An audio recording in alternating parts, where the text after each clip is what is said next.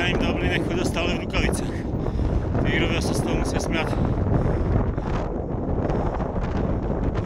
A my sa blížime k autu. Sa teším, keď pôjdem späť. Dúfam, že sa vietor neotočí, lebo ma asi trafi. A na podlohe dobe nejaká bežkyňa slávna, dublinská, asi tak 250 000 v poradí. No, tá nebude moc dobrá. Tam má akurát dobré kozy.